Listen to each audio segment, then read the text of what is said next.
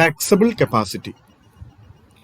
Taxable capacity എന്ന് പറയുന്നതിന് Finly Shiraz define ചെയ്തിട്ടുള്ളത് എത്ര maximum amount from the citizens he or she can contribute towards the expenses of public authorities. അപ്പോൾ public എക്സ്പെൻഡിച്ചറിൻ്റെ നമുക്കറിയാം അതിന് വേണ്ടി വരുന്ന ഇൻകം അല്ലെങ്കിൽ റവന്യൂ കണ്ടെത്തുന്നത് വയ ടാക്സസ് ആണ്. ഏറ്റവും വലിയ കോൺട്രിബ്യൂഷൻ വരുന്ന ടാക്സസ് എന്നാണ്. അപ്പോൾ ഈ ടാക്സബിൾ കപ്പാസിറ്റി എന്ന് ഫിൻലി ഷിറാസ് ഡിഫൈൻ ചെയ്യുന്നത് ഒരു സിറ്റിസൺസിന് ഏറ്റവും അവരെ കൊണ്ട് കഴിയാവുന്നതിൻ്റെ മാക്സിമം എമൗണ്ട് ആണ്.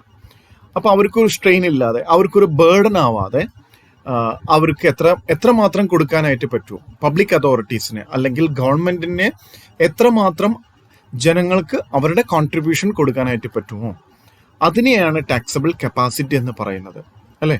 അതിലപ്പുറം ഒന്നും ഇനി അവരിൽ നിന്ന് കിട്ടാൻ പറ്റില്ല. കാരണം ഒരു പരിധി ഉണ്ടല്ലോ. നമ്മളെല്ലാം നമുക്കറിയാം സാക്രിഫൈസ് ആണ്. ടാക്സ് എന്ന് പറഞ്ഞു കഴിഞ്ഞാൽ സാക്രിഫൈസ് ആണ്. അപ്പോൾ ഡിസ്പോസിബിൾ ഇൻകത്തിന്റെ ആ ഒരു വോളിയം കുറഞ്ഞു പോവാം, അല്ലേ? ടാക്സ് കുറേ പെർസെൻറ്റേജ് കൊടുത്തു കഴിഞ്ഞാൽ അവരുടെ ഒരു വെൽഫെയർ അല്ലെങ്കിൽ അവർ കൺസംഷൻ നടത്താവുന്നതിൻ്റെ ഒക്കെ കുറേയൊക്കെ എടുത്തിട്ടാണ് ഗവൺമെന്റിനെ കൊടുക്കുന്നത്. ഗവൺമെന്റിന്റെ വെൽഫെയർ ആക്ടിവിറ്റീസിന് വേണ്ടിയിട്ട് അവരുടെ income, part of income sacrifice ചെയ്യുന്നത്. അതിൻ്റെ മാക്സിമം എമൗണ്ടിനെയാണ് നമ്മൾ ടാക്സബിൾ കപ്പാസിറ്റി എന്ന ഒരു കോൺസെപ്റ്റിൽ നമ്മൾ മനസ്സിലാക്കിയെടുക്കുന്നത്. ഇപ്പോൾ ഡിറ്റർമിനൻസ് ഓഫ് ടാക്സബിൾ കപ്പാസിറ്റി, അതിൽ ഏറ്റവും ഒന്ന് സൈസ് ഓഫ് നാഷണൽ ഇൻകം ആണ്, അല്ലേ? ടാക്സബിൾ കപ്പാസിറ്റി എന്ന് പറഞ്ഞു കഴിഞ്ഞാൽ ഏറ്റവും അധികം ആശ്രയിച്ച് നിൽക്കുന്നത് നാഷണൽ ഇൻകത്തിനെയാണ്. അപ്പോൾ അതിൽ പറയുന്നത് proper use of national resources, അതിൻ്റെ സ്കില്ല്, ടെക്നോളജി, ഇൻവെസ്റ്റ്മെന്റ് പാറ്റേൺ. അപ്പോൾ ഏതൊക്കെ രീതിയിലൂടെ നാഷണൽ ഇൻകം ഇൻക്രീസ് ചെയ്യാനായിട്ട് പറ്റുമോ അതിലൂടെയെല്ലാം ഏറ്റവും പ്രോപ്പറായിട്ടുള്ള ഏറ്റവും ബെസ്റ്റ് യൂട്ടിലൈസേഷൻ ഓഫ് റിസോഴ്സസ്, അല്ലേ? വേസ്റ്റേജ് ഇല്ലാതെ മാക്സിമം യൂസ് ഓഫ് റിസോഴ്സസ് ആണ്. അപ്പോൾ സ്കില്ലിനെ ജനങ്ങളുടെ ആ ഒരു സ്കില്ലിനെ അല്ലെങ്കിൽ അവരെ അതിനെ കൺവേർട്ട് ചെയ്യാനായിട്ട് പറ്റിയ പ്രൊഡക്ഷനിലേക്ക് ടെക്നോളജി, ഇൻവെസ്റ്റ്മെന്റ് പാറ്റേൺ, അതെല്ലാം നാഷണൽ ഇൻകത്തിനെ സൈസ് കൂട്ടുന്നതാണ്. നാഷണൽ ഇൻകത്തിന്റെ സൈസ് എന്ന് പറഞ്ഞാൽ വോളിയം ഓഫ് നാഷണൽ ഇൻകം അത് ഇൻക്രീസ് ചെയ്യാനായിട്ട് പറ്റും. അപ്പോൾ വളരെ വലിയൊരു എമൗണ്ടിലാണ് നാഷണൽ income. The greater is the national income, the greater will be its taxable capacity. Okay, national income കൂടുക അല്ലെങ്കിൽ അതിന്റെ വോളിയം ഇൻക്രീസ് ചെയ്യുക എന്ന് പറഞ്ഞു കഴിഞ്ഞാൽ ആളുകൾക്ക് അവരുടെ കോൺട്രിബ്യൂഷൻ ഇൻക്രീസ് ചെയ്യാൻ പറ്റും എന്നുള്ളതാണ്. പബ്ലിക് അതോറിറ്റീസിന് അല്ലെങ്കിൽ ഗവൺമെന്റിലേക്കുള്ള കോൺട്രിബ്യൂഷൻ ഇൻക്രീസ് ചെയ്യാനായിട്ടുള്ളൊരു കപ്പാസിറ്റി ആ ഇക്കോണമിക്ക് ഉണ്ട് എന്നതിന് തെളിവാണ് volume of national income increase ചെയ്യുന്നു എന്നുള്ളത്. ഓക്കെ, അപ്പോൾ first determinants of taxable capacity എന്ന് പറയുന്നത് സൈസ് ഓഫ് നാഷണൽ ഇൻകം ആണ്. ഈ size of national income depend ചെയ്യുന്നത് proper use of national resources, skill, technology, investment pattern, ഇങ്ങനെ തുടങ്ങിയിട്ടുള്ള കാര്യങ്ങളിൽ കൃത്യമായി പോകുകയാണെങ്കിൽ ഈ size of national income increase ചെയ്യും. Size of national income increase ചെയ്ത് കഴിഞ്ഞാൽ the greater will be its taxable capacity. Okay, second ആയിട്ട് പറയുന്നത് സൈസ് ഓഫ് പോപ്പുലേഷൻ ആണ്. ഇപ്പൊ national income is greater than the growth in population. Okay, increase in national income is greater than the growth in population, the per ക്യാപിറ്റ income goes up. ഇപ്പൊ taxable capacity, ഓരോ ഇൻഡിവിജ്വലിന്റെയും taxable capacity എന്ന് പറയുന്നത് raise ചെയ്യും, അല്ലേ?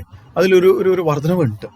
ഇപ്പൊ rate of growth of population എന്ന് പറയുന്നത് higher than the national income ആണെങ്കിൽ ടാക്സബിൾ കപ്പാസിറ്റി കുറയും.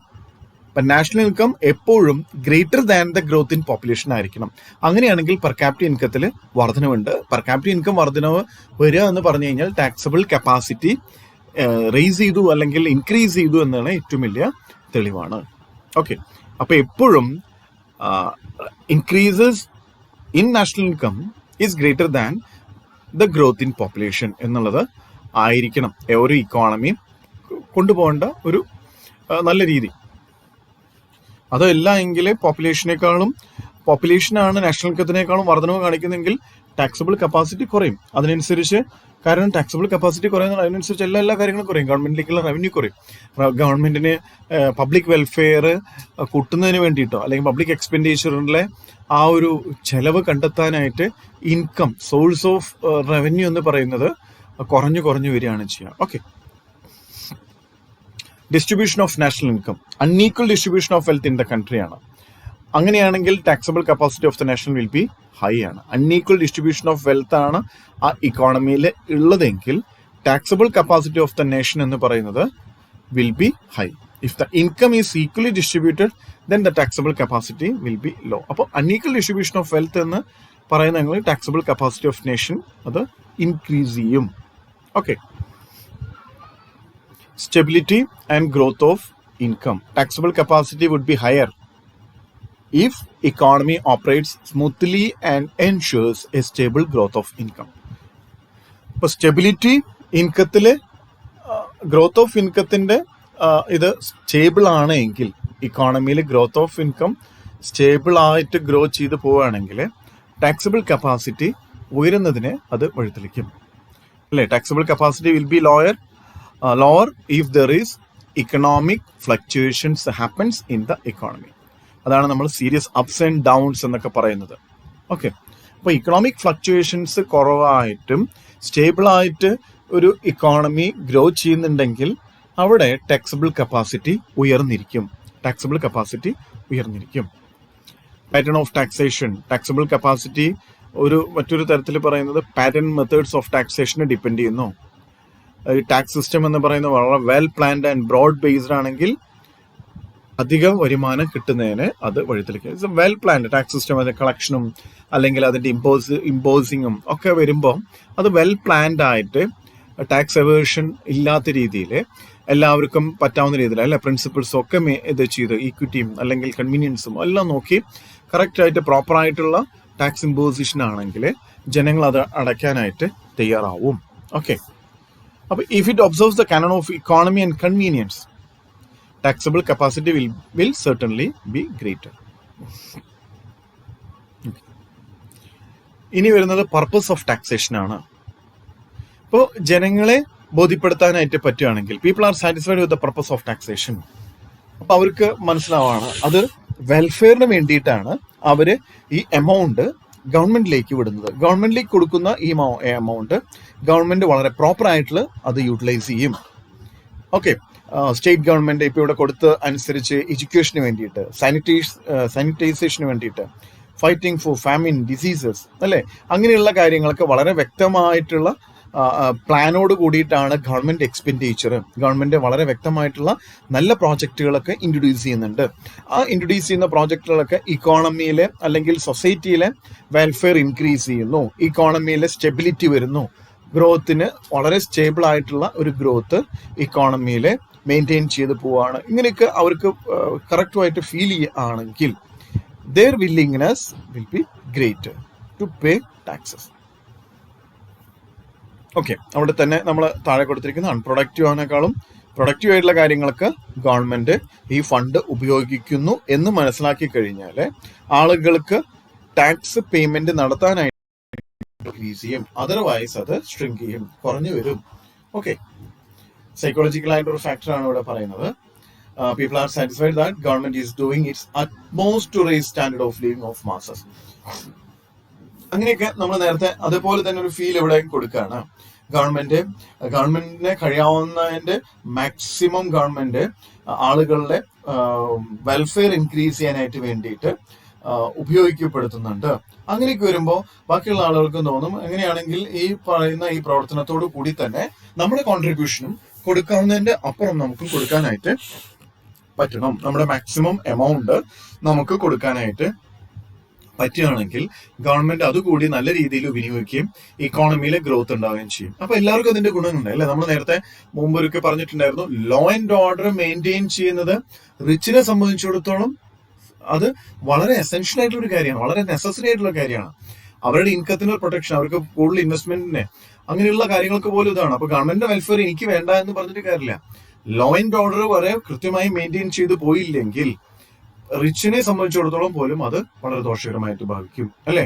അതെല്ലാം അവരെ ബാധിക്കില്ല. എല്ലാവർക്കും രോഗമില്ലാത്തൊരു അവസ്ഥയ്ക്ക് വരണം. എനിക്ക് രോഗം പിടിപെടില്ല എന്ന് പറഞ്ഞിരിക്കാനായിട്ട് പറ്റില്ലല്ലോ. അപ്പൊ കൃത്യമായിട്ടുള്ള ഒരു രീതി, ഹെൽത്ത് മെയിൻറ്റെയിൻ ചെയ്യുന്ന രീതി, എല്ലാവർക്കും വെൽഫെയർ മെയിൻറ്റെയിൻ ചെയ്യുന്ന രീതിയൊക്കെ ഗവൺമെന്റ് പുലർത്തേണ്ടത് ഈ രാജ്യത്തെ എല്ലാ ജനങ്ങളുടെയും ആവശ്യകതയാണ്. സ്റ്റാൻഡേർഡ് ഓഫ് ലിവിങ് ഉയർത്താനായിട്ട് ഗവൺമെന്റ് ഉപയോഗപ്പെടുത്തുന്ന ഈ ഫണ്ടിന്റെ കൂടെ കോൺട്രിബ്യൂഷൻ നടത്താനായിട്ട് അവരും കൂടി മുതിരും എന്നുള്ളതാണ് ഒരു സൈക്കോളജിക്കൽ ഫാക്ടറിലൂടെ നമ്മൾ പറഞ്ഞു വെക്കുന്നത്. Okay, standard of living of the people high ആണെങ്കിൽ they work more efficiently, enthusiastically, they receive higher wages from their employees. Okay, അപ്പോൾ ഒരു വളരെ നല്ല രീതിയിൽ വർക്ക് ചെയ്യാണ്, നല്ല സ്റ്റാൻഡേർഡ് ഓഫ് ലിവിങ് ഉണ്ട്. അപ്പോൾ ഇങ്ങനെയൊക്കെയാണെങ്കിൽ ജനങ്ങളുടെ ആ ഒരു കോൺട്രിബ്യൂഷൻ ഇക്കോണമിയിൽ ഇൻക്രീസ് ചെയ്യുമെന്നുള്ളതാണ്. ഓക്കെ, കോൺട്രിബ്യൂഷൻ ഇൻക്രീസ് എന്ന് പറഞ്ഞു കഴിഞ്ഞാൽ their taxable capacity tends to increase. If they work enthusiastically, they receive higher wages from their employees. Higher wages from their employees means their income will be increased. If their income will be increased, their taxable capacity also increased. അത് ഇക്കോണമിയെ സംബന്ധിച്ചിടത്തോളം, ഗവൺമെന്റിനെ സംബന്ധിച്ചിടത്തോളം ഗവൺമെന്റിന്റെ welfare ആക്ടിവിറ്റീസിലേക്കുള്ള contribution increase ചെയ്യും എന്നുള്ളതാണ് ഗവൺമെന്റിനെ സംബന്ധിച്ചിടത്തോളം positive ആയിട്ടുള്ളത്. അപ്പോൾ അത് ഇക്കോണമിയെ സംബന്ധിച്ചിടത്തോളം നമ്മൾ ഒന്നുകൂടി നോക്കുകയാണെങ്കിൽ ഇക്കോണമിയെ സംബന്ധിച്ചിടത്തോളം അത് സ്റ്റേബിലിറ്റി മെയിൻറ്റെയിൻ ചെയ്തു പോകാനായിട്ട് ഇത് ഉപകരിക്കുകയും ചെയ്യും. Right? Nature of public expenditure. അപ്പോൾ when it is used in productive projects it increase the wealth of the country. നമ്മൾ നേരത്തെ പറഞ്ഞ കാര്യങ്ങൾ തന്നെയാണ് പ്രൊഡക്റ്റീവ് ആയിട്ടുള്ള പ്രോജക്റ്റുകളും അൺപ്രൊഡക്റ്റീവ് ആയിട്ടുള്ള പ്രോജക്റ്റുകളും. അപ്പോൾ പ്രൊഡക്റ്റീവ് ആയിട്ടുള്ള പ്രോജക്റ്റുകളിലേക്കാണ് അത് ഉപയോഗിക്കപ്പെടുത്തുന്നത് എങ്കിൽ അത് രാജ്യത്തിന്റെ വെൽത്ത് ഇൻക്രീസ് ചെയ്യുന്നതിലേക്കും ഒപ്പം തന്നെ ആളുകളുടെ ടാക്സബിൾ കപ്പാസിറ്റി ഇൻക്രീസ് ചെയ്യുന്നതിലേക്കും വഴിതെളിക്കും. അതല്ല അൺപ്രൊഡക്റ്റീവ് ആയിട്ടുള്ള പ്രോജക്റ്റുകളിലേക്കാണ് ഉപയോഗപ്പെടുത്തുന്നത്, അല്ലെ? നമ്മൾ എക്സ്പെൻഡിച്ചർ പറഞ്ഞ സമയത്ത് പ്രൊഡക്റ്റീവ് എക്സ്പെൻഡിച്ചർ, അൺപ്രൊഡക്റ്റീവ് എക്സ്പെൻഡിച്ചർ എന്നൊക്കെ പറഞ്ഞ് നമ്മൾ ക്ലാസിഫൈ ചെയ്തിട്ടുണ്ടായിരുന്നു. ഏതൊക്കെയാണ് അൺപ്രൊഡക്റ്റീവ് എക്സ്പെൻഡിച്ചർ, ഏതൊക്കെയാണ് പ്രൊഡക്റ്റീവ് എക്സ്പെൻഡിച്ചർ എന്നൊക്കെ നമ്മൾ അപ്പോൾ കണ്ടിട്ടുണ്ടായിരുന്നു, അല്ലെ? മുൻ ക്ലാസ്സുകളിൽ നമ്മൾ ഇതൊക്കെ ചർച്ച ചെയ്തിട്ടുള്ളതാണ്. അപ്പോൾ അൺപ്രൊഡക്റ്റീവ് ആയിട്ടുള്ള പ്രോജക്റ്റുകളിലേക്കാണെങ്കിൽ അത് ഒരിക്കലും ടാക്സബിൾ കപ്പാസിറ്റി ഇൻക്രീസ് ചെയ്യുന്നതിലേക്ക് വഴി തെളിക്കില്ല എന്ന് മാത്രമല്ല അത് റെഡ്യൂസ് ചെയ്യുകയും ചെയ്യും. ഓക്കെ, അപ്പോൾ എപ്പോഴും പ്രൊഡക്റ്റീവ് ആയിട്ടുള്ള പ്രോജക്റ്റുകൾ ഉപയോഗിക്കണം, എന്നിട്ട് അത് രാജ്യത്തെ ജനങ്ങളുടെ ടാക്സബിൾ കപ്പാസിറ്റി ഇൻക്രീസ് ചെയ്യാനായിട്ട് വഴിതെളിക്കുകയും ചെയ്യും. അപ്പോൾ ടാക്സബിൾ കപ്പാസിറ്റി റിഡ്യൂസ് ചെയ്യുക എന്ന് പറഞ്ഞു കഴിഞ്ഞാൽ ആ എക്സ്പെൻഡിച്ചർ ഉപയോഗിച്ചിരിക്കുന്നത് അൺപ്രൊഡക്റ്റീവ് പ്രോജക്റ്റുകളിലേക്കാണ്. ഓക്കെ, പ്രൈസ് ലെവലാണ്. ടാക്സബിൾ കപ്പാസിറ്റി ഡിപ്പെൻഡ് ചെയ്യുന്നത് surplus of money income over expenditure ആണ്, incurred to meet with ever rising standard of living of the people. ഇപ്പൊ ടാക്സബിൾ കപ്പാസിറ്റി എന്ന് പറയുന്നത് surplus of money income over expenditure ആണ്. Okay, reasonably low and stable ആയിരിക്കണം, അല്ലെ? Price level എന്ന് പറയുന്നത് reasonably low and stable ആണ്. Surplus of money income over expenditure. അപ്പോൾ സ്റ്റാൻഡേർഡ് ഓഫ് ലിവിങ് മെയിൻറ്റെയിൻ ചെയ്തു പോകാനായിട്ട് എപ്പോഴും പ്രൈസ് ലെവലിൽ ഒരു സ്റ്റെബിലിറ്റി ഒക്കെ അത്യാവശ്യമാണ്. അപ്പോൾ ഇപ്പോഴും പ്രൈസ് എന്ന് പറയുന്നത് ഒരു സ്റ്റേബിൾ ആയിട്ട് പോകുന്നതാണ് ഇക്കോണമിയെ സംബന്ധിച്ചിടത്തോളം ഏറ്റവും ബെറ്റർ ആയിട്ട് തോന്നുന്നത്. അതിങ്ങനെ ഭയങ്കര വലിയൊരു ഫ്ലക്ച്വേഷൻസ് എപ്പോഴും കാണിച്ചുകൊണ്ടിരിക്കുകയാണെങ്കിൽ ടാക്സബിൾ കപ്പാസിറ്റിനെ അത് നെഗറ്റീവായിട്ട് എഫക്റ്റ് ചെയ്യും. ടാക്സബിൾ കപ്പാസിറ്റിന് വളരെ അധികം നെഗറ്റീവായിട്ട് അത് ഇൻഫ്ലുവൻസ് ചെയ്യും. അപ്പോൾ എപ്പോഴും ഒരു സ്റ്റെബിലിറ്റി അല്ലെങ്കിൽ സ്റ്റേബിൾ ആയിട്ട് പ്രൈസ് ലെവല് പോകണം. ലോ ആൻഡ് സ്റ്റേബിൾ ആണ്, അല്ലെ? നമ്മളിവിടെ പറഞ്ഞിട്ടുണ്ട് price level is reasonably low and stable. It means higher taxable capacity എന്ന് പറഞ്ഞു കഴിഞ്ഞാൽ ആളുകളുടെ ഇൻകം, അല്ലെ, ലെഫ്റ്റ് ആഫ്റ്റർ കൺസംഷൻ എന്ന് പറയുന്നത് വലിയൊരു എമൗണ്ട് തന്നെയായിരിക്കാം. ആ എമൗണ്ട് ഡിസ്പോസിബിൾ ഇൻകത്തിൽ നിന്ന് കൺസംഷൻ കഴിഞ്ഞാലും ആളുകൾക്ക്, അല്ലെ, ഒരു എമൗണ്ട് ഉണ്ടായിരിക്കും. അതൊക്കെയാണ് നമ്മൾ സേവിങ്സ് അങ്ങനെയുള്ള പർപ്പസുകളൊക്കെ പറയുന്നത്. അപ്പോൾ ഒരു ടാക്സ് കൊടുത്തതിന് ശേഷം ഡിസ്പോസിബിൾ ഇൻകം ഉണ്ട്, ആ ഡിസ്പോസിബിൾ ഇൻകം ഉപയോഗിച്ച് നമ്മൾ കൺസംഷൻ നടത്തുന്നു. അപ്പൊ അങ്ങനെയൊക്കെ എപ്പോഴും ഒരു വരുമാനത്തിന്റെ വലിയൊരു ഭാഗം എപ്പോഴും അവരുടെ കൈവശം തന്നെ വെക്കാനായിട്ട് അവർക്ക് പറ്റുന്നുണ്ടെങ്കിൽ ദാറ്റ്സ് എ ഗുഡ് ആണ്. അപ്പൊ എപ്പോഴും പ്രൈസ് ലെവലിൽ നല്ല രീതിയിൽ സ്റ്റേബിൾ ആയിട്ട് ലോ ആൻഡ് സ്റ്റേബിൾ എന്ന് പറയുന്ന ഒരു ഇതിലെ എപ്പോഴും കൊണ്ടുപോകണം. ടാക്സ് വല്ലാതെ ഹൈയോ വല്ലാതെ ലോ ആവേണ്ട ആവശ്യമില്ല, അല്ലെ? വല്ലാതെ ഹൈ ആവരുത്, വല്ലാതെ ലോ ആവരുത്, അതൊരു ഇതുണ്ട്. അപ്പൊ അതിന് നമ്മൾ കുറെ പഠിച്ചിട്ടുണ്ട്. പ്രൊപ്പോർഷണൽ ആണോ, പ്രോഗ്രസീവ് ആണോ, റിഗ്രസീവ് ആണോ, ഡിഗ്രസീവ് ആണോ, അല്ലെ? ഇനി ഇൻഡയറക്റ്റ് ആണ്, ഡയറക്റ്റ് വഴിയായിട്ടാണെങ്കിലും ഏതൊക്കെ രീതിയിൽ പറ്റും, അതിനാണ് നമ്മൾ മൾട്ടിപ്പിൾ ടാക്സേഷൻ, സിംഗിൾ ടാക്സേഷൻ ഒക്കെ പറഞ്ഞിട്ടുള്ളത്. അപ്പൊ എല്ലാ രീതിയിലും ഗവൺമെന്റ് അവരുടെ റവന്യൂ കണ്ടെത്തി വെൽഫെയർ ഇൻക്രീസ് ചെയ്യും അല്ലെങ്കിൽ സ്റ്റേബിൾ ആക്കി കൊണ്ടുപോകും. അപ്പൊ അതുകൊണ്ട് തന്നെ പ്രൈസ് ലെവൽ എന്ന് പറയുന്നത് റീസണബിളി ലോ ആൻഡ് സ്റ്റേബിൾ എന്ന് പറയുന്നത് വളരെ നെസസറി ആയിട്ടുള്ള, ഇക്കോണമിയിൽ വളരെ നെസസറി ആയിട്ടുള്ള ഒരു കാര്യമാണ്. സ്റ്റെബിലിറ്റി ഇൻ ഇൻകം അല്ലെ, ഇൻകത്തിന് ഒരു സ്റ്റെബിലിറ്റി ഉണ്ടെങ്കിൽ അത് ഇൻക്രീസസ് ടാക്സബിൾ കപ്പാസിറ്റി. സ്റ്റേബിൾ ആയിരിക്കണം, റെഗുലർ ആയിരിക്കണം അല്ലെ. ഇൻകം എന്ന് പറയുന്നത് വളരെ റെഗുലർ ആയിട്ട് കിട്ടിക്കൊണ്ട് വളരെ സ്റ്റേബിൾ ആയിരിക്കണം. ആ എമൗണ്ടിലോ അല്ലെങ്കിൽ ഇതിലൊക്കെ വലിയ മാറ്റങ്ങളോ ഫ്ലക്ച്വേഷൻസോ ഒന്നും സംഭവിക്കരുത്. അങ്ങനെയാണെങ്കിൽ ടാക്സബിൾ കപ്പാസിറ്റി എന്ന് പറയുന്നത് ഗ്രേറ്റർ ആയിരിക്കും. അപ്പോൾ അൺസർട്ടനിറ്റി ഉണ്ട്, അവരുടെ ഇൻകം ഒരു അൺസർട്ടനിറ്റി ഉണ്ട്, ഇനി അടുത്തതിൽ കിട്ടുമോ അങ്ങനെയൊന്നുമില്ല. സേവിങ് ആൻഡ് ഹോൾഡിംഗ് ആണ് ഒക്കെ സംഭവിക്കുകയാണെങ്കിൽ will result in reduction in taxable capacity. അപ്പൊ എപ്പോഴും അൺസർട്ടനിറ്റി ഉണ്ടാവരുത്. അത് സേവിങ്ങിനോ ഹോൾഡിങ്ങോ ഒക്കെ അങ്ങനെയുള്ള ആക്ടിവിറ്റീസിലേക്ക് വിടുകയാണെങ്കിൽ അത് ടാക്സബിൾ കപ്പാസിറ്റി കുറയുന്നതിലേക്ക് വഴിതെളിക്കും. Okay, effect of inflation. ഇപ്പൊ കൺട്രി എന്ന് പറയുന്നത് വളരെ ഗംഭീരമായിട്ടുള്ള ഒരു ഇക്കണോമിക് ഫ്ലക്ച്വേഷൻസിലേക്ക് വരികയാണ്. ഇൻഫ്ലേഷൻ ഇവിടെ പറഞ്ഞിട്ടില്ല, ഇൻഫ്ലേഷൻ പർച്ചേസിംഗ് പവർ എന്ന് പറയുന്നത് കുറഞ്ഞു പോവും. ടാക്സബിൾ കപ്പാസിറ്റി ഓഫ് നേഷൻ എന്ന് പറയുന്നത് ഷ്രിങ്ക് ചെയ്യും. ഇപ്പോൾ value of money is high and the country is not faced with unemployment, then taxable capacity of people is quite high. കാരണം എല്ലാ രാജ്യത്തെ എല്ലാ ആളുകൾക്കും തൊഴിലുണ്ട്. ആ തൊഴിലിലൂടെ അവർ വരുമാനം ഉണ്ടാക്കുന്നു. ആ വരുമാനം അവര് ഗവൺമെന്റിലേക്ക്, വരുമാനത്തിന്റെ ഒരു പെർട്ടിക്കുലർ എമൗണ്ട് ഗവൺമെന്റിലേക്ക് കോൺട്രിബ്യൂട്ട് ചെയ്യുന്നു. ആ കോൺട്രിബ്യൂട്ട് ചെയ്ത ഇൻകം ഉപയോഗിച്ചിട്ടാണ് ഗവൺമെന്റ്